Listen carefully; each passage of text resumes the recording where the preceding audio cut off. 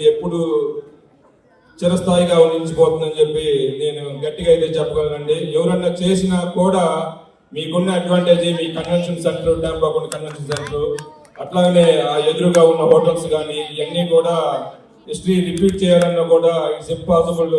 ఎవరికైనా మళ్ళీ తిరిగి టాంపాలోని ఇంకోసారి చేస్తే తప్ప అది ఎవరూ చేయలేరు.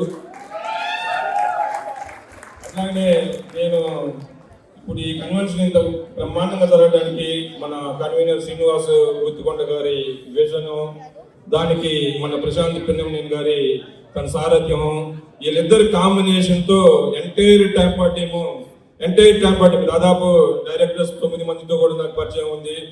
వెరీ నైస్ పీపుల్ అనమాట. అట్లానే వాళ్ళ కింద టీము వీళ్ళందరూ ఒక కోఆర్డినేషన్ తో చేయబట్టి ఇంత బ్రహ్మాండమైన సక్సెస్ చేయగలిగారు.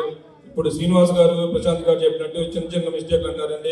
నథింగ్. వేరే కన్వెన్షన్ ఏవి పోల్చుకున్నా కూడా పెద్ద మిస్టేక్లనే అసలు వాళ్ళు లేవని చెబుతారు. నా దృష్టిలో అయితే ఒక్క మిస్టేక్ కూడా జరగలేదు. ఇప్పుడు ఆబ్వియస్ గా లేట్ గా ఇవ్వడం అంటే ఎవరు కూడా, ఇప్పుడు మీరు త్రూ అవుట్ యూఎస్ఏ కాకుండా ఇండియా నుంచి కూడా ఎవరు చెప్పినా కూడా డిఎస్పీకి లేట్ గా ఇచ్చారు, తమ్ముకి లేట్ గా ఇచ్చారని చెప్పే వాళ్ళు ఎవరు లేరండి. వాళ్ళందరూ కూడా ఒక గుడ్ వైబ్స్ తో అసలు ఈ కన్వెన్షన్ ఇంత విధంగా చేయడానికి ఎలా చేశారు అని ఒక సంభ్రమాచారాలతో అందరూ కూడా మన అప్రిషియేట్ చేస్తున్నారు. నిజంగా టాంపా టీంకి అయితే ఇంకొకసారి హ్యాట్స్ అప్ అని ఇంత బ్రహ్మాండంగా ఎగ్జిక్యూట్ చేయడానికి.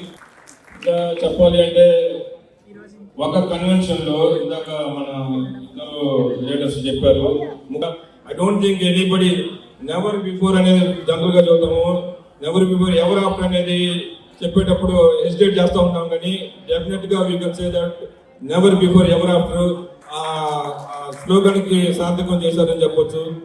అట్లాగనే ఈ కన్వెన్షన్ లో నేను ప్రెసిడెంట్ గా ఉంటూ honoured and I'm lucky to be a president for this historical convention. And once again entire 9 directors, entire team కి once again thank you very much.